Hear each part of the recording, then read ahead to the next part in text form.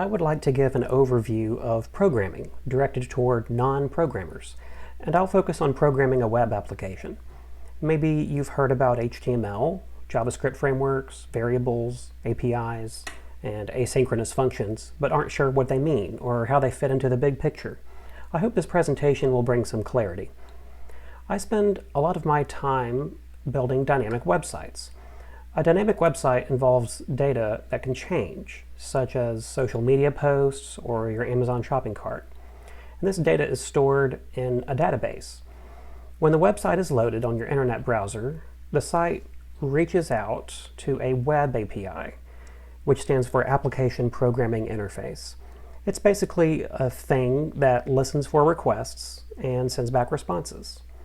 If you're on good terms with the API, it will retrieve or modify your data in the database for you, and then send an appropriate response back to your browser.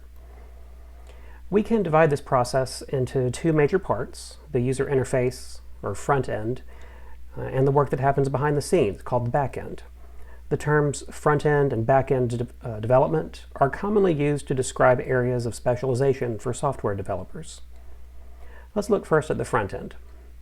There are three languages commonly used to create the user interface, each with its own superpower: HTML, CSS, and JavaScript. You can't have a website without HTML. It's a markup language that provides the content of the web page. In the HTML code, the content is organized using tags. Various elements on the page, such as headers, paragraphs, images, and links, each have their own sort of tag. A page with only HTML would be functional, but not beautiful. CSS configures how that content is presented.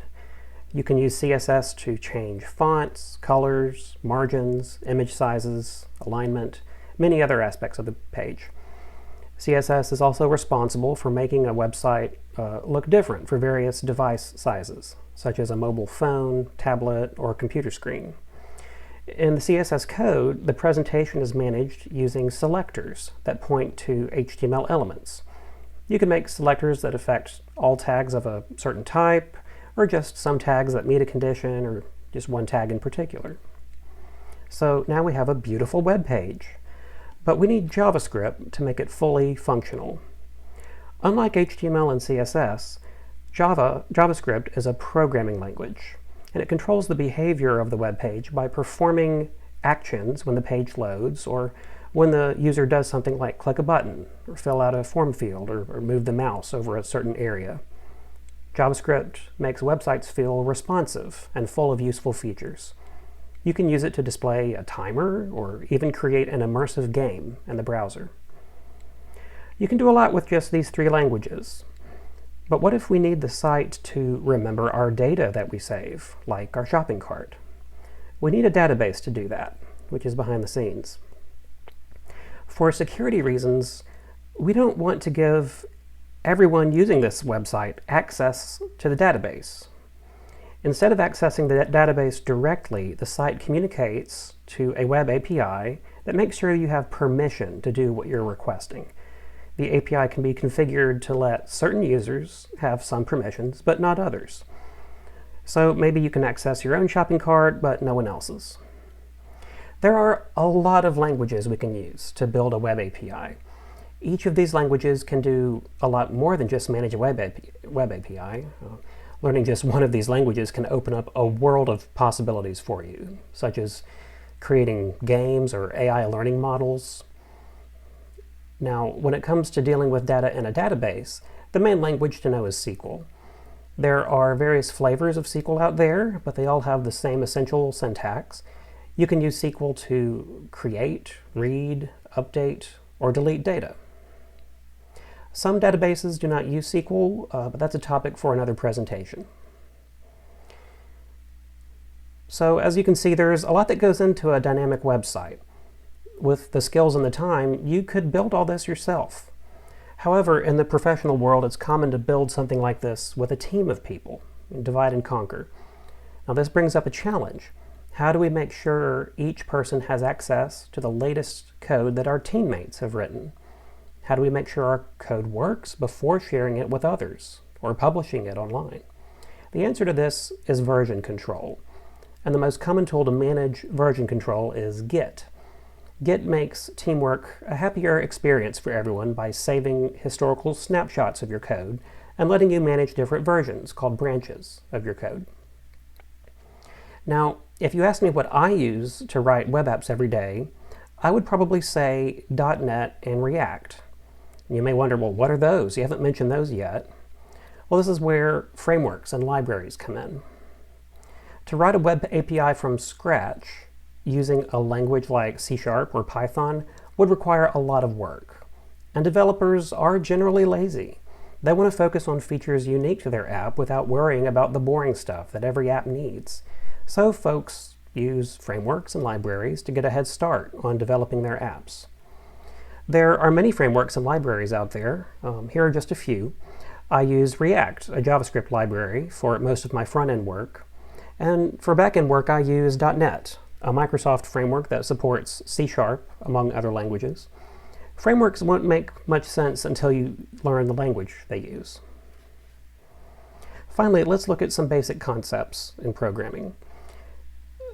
These concepts apply to pretty much any programming language. Simply put, programs can store information and perform actions. When you start learning a programming language, you typically learn first how to store information in variables, which are like little buckets with names, and the values they hold inside can change. Variables come in different types. The exact types vary among programming languages, but generally you have some number types, some types that can have letters, some lists, and others. Once you store information in variables, you can do some cool stuff with them. First, you might learn to do some basic math, and your code executes line by line from start to finish. And then you'll learn to execute parts of your code only if certain conditions are met. And then you'll learn that you can execute sections of code multiple times, which can be very powerful. In some languages, you can even execute different parts of your code at the same time. Now, this may sound like a dream come true, but there is a problem. Programs do exactly what you tell them to do. And unfortunately, we don't always tell them what we really mean, or we don't tell them enough information to account for certain possibilities.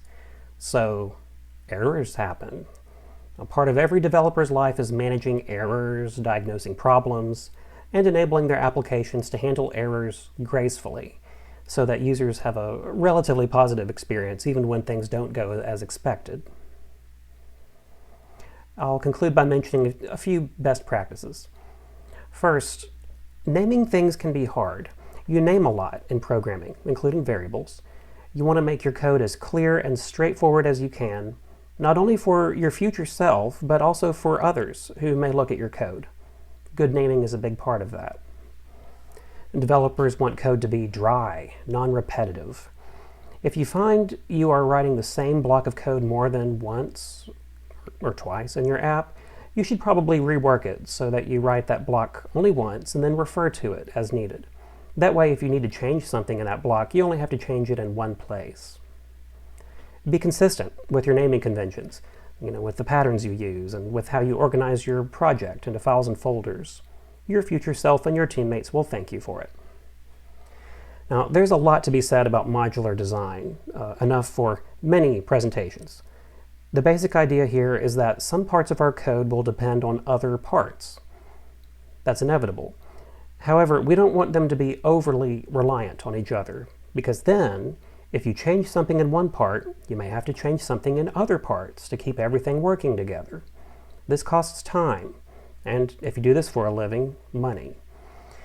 Developers have found some helpful patterns that help them manage their dependencies. You can learn well-established design patterns to help keep your code flexible and maintainable. Now, how do we know when our code works like it should? We test it in a variety of ways. One way is to write automated tests that pass or fail for various parts of our code. Running tests like these is a good way to make sure that your latest code works and that it doesn't accidentally affect some existing features in your app. Some teams have members devoted solely to testing apps. There is an ever-growing list of programming tools and terms out there, and I hope this overview gives you some helpful context about websites and about programming in general. Maybe certain aspects of programming are exciting to you and worth exploring more deeply. There's a community of people who love learning, building cool stuff, and helping others along the way. So please know that you are not alone on the journey. Cheers.